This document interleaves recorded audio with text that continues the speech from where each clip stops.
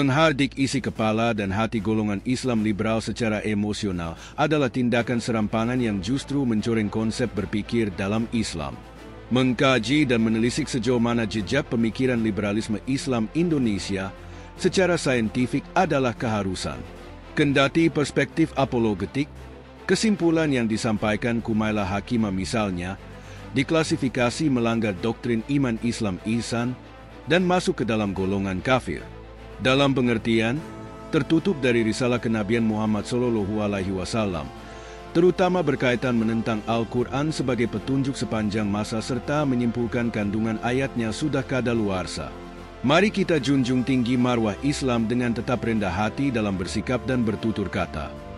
Sebelum kita masuk pada substansi kajian, ada baiknya kita menyertakan teori kebebasan yang menjadi rujukan kalangan liberal ketika menilai ajaran Islam.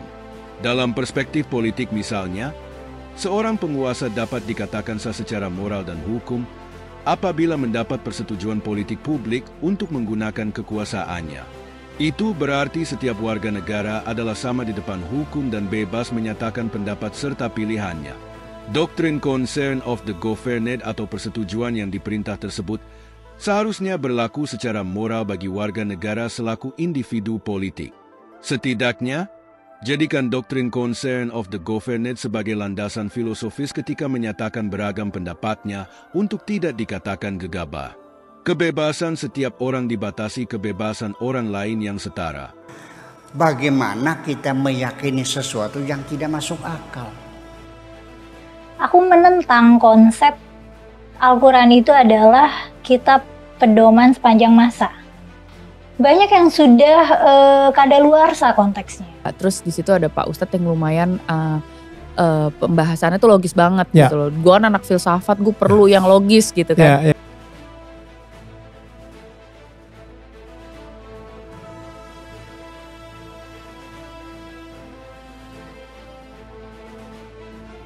Untuk mentadabbur ayat-ayat Allah, mudah-mudahan nanti. Brought up very much in Catholicism, and there was a lot of very abstruse doctrine. Down all Islamic schools in the Netherlands.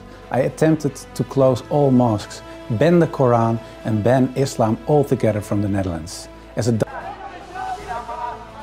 membakar Al-Quran di Swedia tewas ditembak di apartemennya pada Rabu pagi.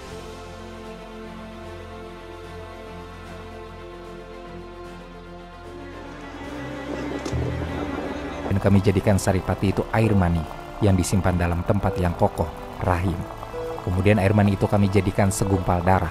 Lalu segumpal darah itu kami jadikan segumpal daging.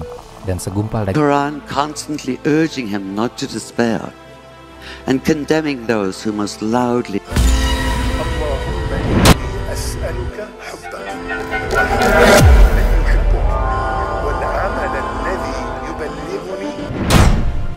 Para pemburu ilmu yang dirahmati Allah memilih tema menelisik jejak pemikiran liberalisme Islam Indonesia bukan persoalan mudah, sebab ia haruslah dimulai dengan sejarah besar perkembangan Islam. Setidaknya intisari permulaan Islam hadir.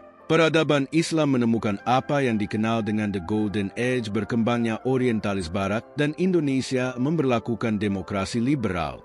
Namun satu hal penting, bahwa kunci Islam mengalami kejayaannya adalah dengan bersikap terbuka dan toleran. Ketemu lagi dengan dakwah digital Pondok Pesantren An-Nur Malangbong Garut. Assalamualaikum. Keep open-minded and inclusive, bro. Sejak Nabi Muhammad SAW hadir menyeru ketauhidan kepada bangsa Quraisy, Rasulullah dianggap sesat pikir, sebab Nabi berani mendobrak kepercayaan kolektif yang telah mapan. Boleh dikatakan, Nabi Muhammad membawa pembaharuan dan perubahan total tentang cara pandang masyarakat jahiliyah bagaimana bertuhan yang benar. Lebih tepatnya mengembalikan konsep tauhid yang hilang di tanah Arab. Revolusi pemikiran sekaligus spiritual yang ditawarkan Nabi dimulai dengan memperkenalkan kembali eksistensi Allah yang tunggal, mengajak bangsa Quraisy membuang sesembahan berhala yang telah menjadi tradisi turun-temurun. Hanya 5 orang yang satu pemikiran dan berani mengikuti Nabi, kebanyakan dari bangsanya, kemudian melakukan persekusi, fitnah hingga percobaan pembunuhan. 13 tahun kemudian Nabi hijrah ke Madinah. Jamaah dakwah digital rahimakumullah, Sistem pengajaran dalam ajaran Islam dan semua metodologi pencarian kebenaran dimulai dengan doktrin yang bertujuan menumbuhkan kepercayaan dan keyakinan terhadap sesuatu. Dalam Islam, doktrin kepercayaan itu disebut iman. Islam dan ihsan diajarkan tanpa disertai alasan ilmiah, semata-mata berbasis apologetik atau pembelaan terhadap iman. Di sekolah TK dan sekolah dasar, para guru mendoktrin sekaligus hafalan siswanya dengan memperkenalkan huruf A hingga Z atau angka 1, 2, 3 dan seterusnya tanpa alasan ilmiah di balik penggunaan huruf dan angka itu. Mengapa dimulai dengan huruf A, kenapa bukan B atau Z? Kenapa harus dimulai dengan angka 1, bukan 10, 9 misalnya? Atau keyakinan Albert Einstein bahwa teori relativitasnya adalah benar, kendati sekedar doktrin pribadi. Penelitian ilmiah laboratoris atas kebenaran teorinya dilakukan kemudian oleh banyak ilmuwan jauh setelah Einstein tiada. Keadaan seperti itu bisa terjadi, mengingat teori pemikiran manusia saat ini belum mampu menjangkau banyak hal di luar nalar. Sebab itu harus dicamkan bahwa segala sesuatu yang tak masuk akal tidak berarti tahayul, atau segala sesuatu yang tak terlihat bukan berarti tidak ada. Seperti fisikawan Ludwig Boltzmann. Ia pada tanggal 5 September 1906 mengakhiri hidupnya dengan cara gantung diri di hotel tempat ia menginap. Alasan mengapa bunuh diri justru tak masuk akal. Ia tak tahan mental dicemooh para ilmuwan lain yang menganggap keberadaan atom yang diyakininya hanyalah ilusi. Saat itu para ilmuwan menganggap keberadaan atom sama dengan mempercayai tahayul. Ironisnya, tak lama setelah Boltzmann wafat, seorang pemuda justru mempercayai teori Boltzmann tentang atom. Ia adalah Albert Einstein. Jamaah dakwah digital yang dirahmati Allah, perlu dicatat bahwa Al-Quran merupakan kitab suci umat Islam sebagai petunjuk hidup yang selalu up to date dan terbukti dijaga kelestariannya. Setidaknya oleh Lily Jai telah mengkonfirmasinya melalui ChatGPT yang merupakan algoritma pencarian penelitian ilmiah ke dalam otak big data canggih. Al-Quran bukan jurnal ilmiah, sebatas konfirmasi terdapat keselarasan antara Al-Quran dan sains. Terlebih ia bergantung tafsir pembacanya yang bukan sekedar dapat menerjemahkan. Ia wajib mendalami ilmu sejarah untuk memetakan asbab an-nuzul atau sebab-sebab diturunkannya suatu ayat dalam Al-Quran. Rukun penafsir Al-Quran yang mustahil untuk ditiadakan adalah cakap baca tulis Al-Quran, mahir ilmu nahwu syorof dan balaghah, sehingga orang-orang di luar itu sama sekali tak memiliki legal standing untuk menafsirkan Al-Quran, kecuali ia menyertakan seorang atau lebih ahli tafsir dalam pendapatnya. Ya, siapapun bisa menafsirkan Al-Quran sekedar lucu-lucuan agar viral atau tambahan subscriber, kendati dapat memantik isu keagamaan yang berbahaya bagi keakuran sosial. Dalam memahami teks ayat yang akan dibaca ini, tidak seketika kita tahu terjemah langsung begitu maknanya, tidak. Ya, tidak. Nanti ada ilmu-ilmu lain yang harus menyertai ke situ. Ya, yang harus menyertai. Minimal setidaknya Anda memahami 3 ilmu utama. Satu disebut ilmu lughah, ilmu bahasa. Karena bahasa Quran itu bukan bahasa kita orang Indonesia gitu kan. Quran bukan bahasanya, bukan bahasa Indonesia. Tentu memiliki kaidah-kaidah yang berbeda dengan bahasa kita yang tidak bisa dipahamkan dan dipaksakan untuk memahami bahasa Quran. Itu lain. Ya, Anda boleh misalnya sekolah sampai paling tinggi sastra Indonesia, tapi bukan sastra Quran. Jadi jangan sampai kepintaran Anda dalam memahami sastra bahasa Indonesia digunakan untuk memahami sastra Quran. Itu kejauhan. Ya, kejauhan gitu kan. Baik, jadi nggak nyambung di situ. Kecuali kalau Anda belajar bahasa sastra Quran, yaitu sastra Arab, Anda pahami sampai dalamnya, baru itu bisa digunakan. Itu pun juga nanti ada turunan-turunan, karena ada 4 ilmu lagi yang harus dikuasai dalam bahasa Al-Quran ini. Ya, satu nahu gitu kan, ilmu untuk mengetahui akhir kata bahasa dalam bahasa Arab. Beda antara harakat fathah, kasrah, dhammah akan lain. Ya, daraba misalnya Aliyun amran, daraba Aliyun amran, Ali pukul Amr. Kalau kalimatnya tetap sama, cuman harakatnya dirubah, daraba Aliyan amrun, cuman tertukar harakat tuh. Sekarang gantian, Amr yang pukul Ali. Lain. Walaupun susunannya sama, padahal dulu nggak ada harokat itu, bagaimana cara bacanya? Itu ilmu nahwu namanya. Ya nggak sembarangan, nahwu ada tingkatannya lagi nanti. Ya kalau anak-anak kita belajar dari jurumiyah itu, jurumiyah yang dasar tuh. Kalau di Timur Tengah itu paling tingkat SD gitu kan. Al-kalamu wal lafzul mufidu bil wad'i wa bil wadi wa aqsamu thalathatul ismun wa fi'lun wa harfun kan wa amma ismu wa kalimatun dallat ala ma'nan fi nafsiha wa lam tuqtaran bi zamanin wad'an. Itu al-jurumiyah. Naik sedikit nanti Imriti, nanti Alfiyah. Alfiyah itu ada 1000 bait yang menghimpun sekitar ratusan kitab teori bahasa Arab. Itu tingkat paling tinggi. Karangan Ibnu Malik, syarahnya Ibnu Aqil yang paling populer. Ya kalamuna lafzun mufidun kastaqim wasmun wa fi'lan thumma harfun lil kalim wa hiluhu kalimatun wa qawlu am ya wa kalimatun biha kalamun qad yu'am. Ada kumpulan-kumpulan di situ yang mengajarkan kepada kita teori nahwu. Beda antara huruf menggunakan alif lam dengan tidak menggunakan alif lam, itu lain. Nah, yang kedua, kalau menguasai itu belum bisa juga memahami Quran dengan baik. Ada ilmu sharaf namanya. Ya, sharaf. Sharaf itu punya turunan 12 ilmu lagi. Derivasi makna di situ. Ya beda antara misalnya khalaqa dengan yakhluqu, itu beda. Jalasa dengan yajlisu, itu lain. Jalasa telah duduk, yajlisu akan duduk. Orangnya disebut jalis, tempatnya disebut majlis. Apa itu majlis? Belum tentu tempat duduk juga. Tempat duduk yang mengangkat kepada kebaikan. Ya, kebaikan kalau dilekatkan pada ilmu, mengangkat ilmu, mendekatkan dengan Allah. Makanya ada Majlis Ulama Indonesia. Ya, Majlis Ulama, karena para ulama itu tugasnya bukan cuma duduk, tapi mengangkat Anda sehingga lebih dekat dengan Allah Subhanahu wa taala. Jamaknya disebut dengan majalis. Itu ilmu sharaf. Ya. Baik. Jadi kalau ada ulama memberikan statement menjauhkan Anda dari Allah, itu bukan ulama namanya. Itu bukan ulama. Awas, itu nanti rumusnya ada di Quran surah 58 ayat 11. Jadi itu saja baru ilmu sharaf kita bisa pahami dengan berbeda. Ya. Ketiga, ada ilmu balaghah namanya. Balaghah. Ini baru kesastranya. Ilmu balaghah dibagi kepada 3 bagian lagi. Ya, ada ilmu ma'ani untuk memilih kata. Ya. Mana diksi yang paling tepat. Jangan keliru ya. Quran itu karena mukjizat, bukan cuman ayatnya. Setiap hurufnya itu mukjizat. Dzalikal kitabu la raiba fi hudal lil muttaqin. Coba lihat terjemahan. Diartikan dzalikal kitabu, kitab ini. Padahal dalam bahasa Arab ini diartikan dengan hadza. Itu dzalika. Di dzalika makna aslinya dalam bahasa Arab kekinian diartikan dengan itu. Ya hadza ini. Tapi di terjemahan Anda dzalika diartikan dengan ini. Kitab ini, silakan cek. Silakan cek gitu kan. Nah, apakah salah? Belum tentu juga keliru menerjemahkan itu. Karena dzalika itu kalau kita belajar lebih dalam lagi, itu singkatan dari 3 frase disatukan. Dza-nya singkatan dari hadza, lamnya lamul bu'di, kafnya kaful khitab. Ya, jadi kalau mengartikan kitab ini itu baru dari huruf dza saja, dza. Karena saat Qur'annya diturunkan, orang-orang kafir menuduh Nabi, "Oh, ini karangan kamu Muhammad," katanya. "Ini bukan nyata, ini rekayasa kamu."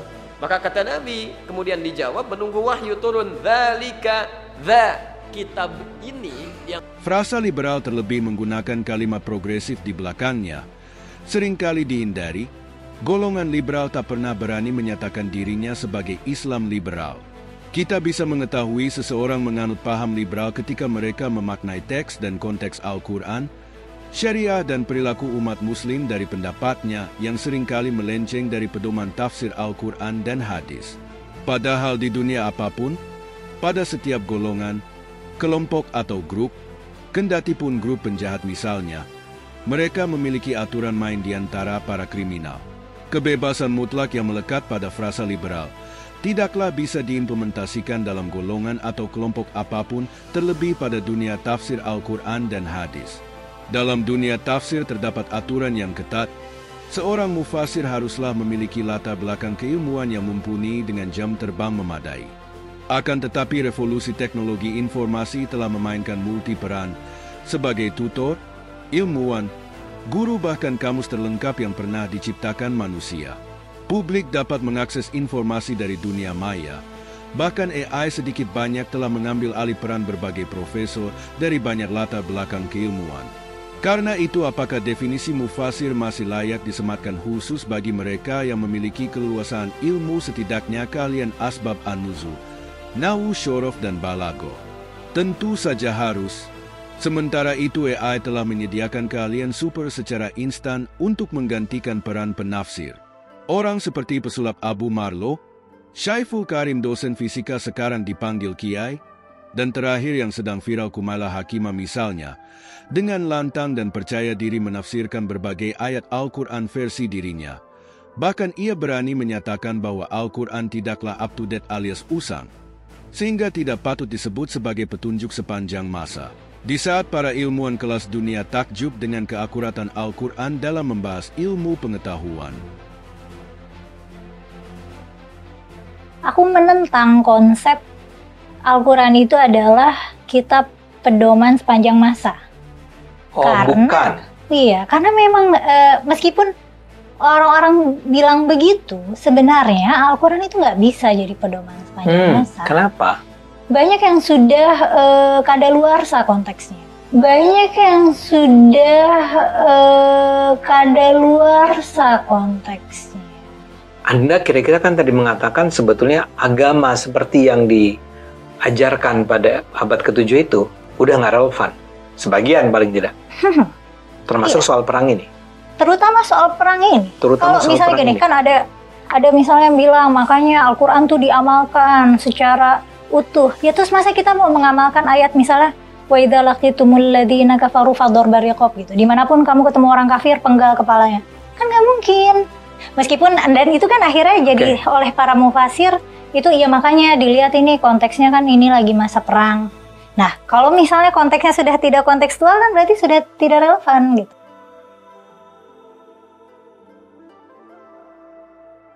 Jamaah digital rahimakumullah, dalam setiap proses pembelajaran, seseorang mengalami fase tertentu di mana ia bisa menjadi konservatif seperti Wahabisme dalam memaknai teks Al-Quran, radikalis bahkan pada titik tertentu dapat berubah menjadi ekstremis bersenjata. Seperti diperlihatkan mantan teroris Ali Imron yang kini justru menjadi tokoh dalam program deradikalisasi. Seperti itu pula perubahan cara pandang liberal pun progresif. Pada periode berikutnya seiring waktu dapat beradaptasi pada pandangan moderat sebagaimana perubahan yang tampak diperlihatkan tokoh Nahdlatul Ulama Ulil Absar Abdallah. Kini ia bahkan tak terlihat mirip tokoh jaringan Islam liberal.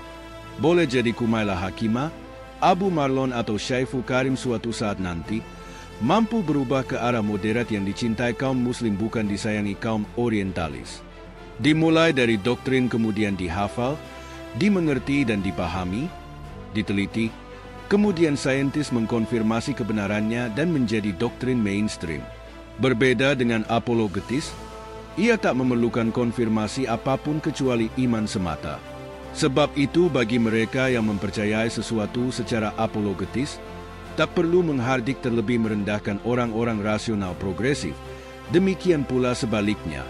Bisa jadi penemuan ilmiah pada masa yang akan datang membuktikan doktrin mapan hancur oleh bukti baru atau bisa jadi melengkapi melalui variasi tertentu. Bahkan golongan apologetis boleh jadi akan menemukan pembuktian ilmiah di kemudian hari oleh sebab teori dan peralatan masa itu tidak cukup mampu dilakukan saintis ilmiah. Seperti teori Big Bang yang selaras dengan Al-Quran, atau teori fisika partikel yang coba dirumuskan dalam perjalanan Nabi pada momentum Isra Mi'raj. Kendati rumusan ini belum sepenuhnya dapat dibuktikan secara presisi sebagaimana diinginkan liberalis orientalis. Jikapun terdapat Kumaila Hakimah lainnya, kemudian Allah cabut hidayah dalam diri para liberalis itu menjadi murtad seperti Saifuddin Ibrahim, atau golongan konservatif yang oleh orang barat disebut teroris, bahkan para ilmuwan dunia yang menjadi mualaf, sedikit pun tak akan merugikan atau menguntungkan Islam. Terlebih jejak para orientalis radikal barat yang memusuhi Islam sejak berkobarnya perang salib, tak berdampak terhadap moral berislam kaum muslim yang hanya patuh dan bergantung kepada Allah semata. Di antara penderitaan kaum muslim atas kecongkakan orientalis justru menjadi penyebab orang barat menjadi mualaf. Setidaknya ingin mengetahui lebih dalam tentang Islam sehingga kebencian imajiner terhadap Islam lambat laun menghilang. See you soon. Assalamualaikum.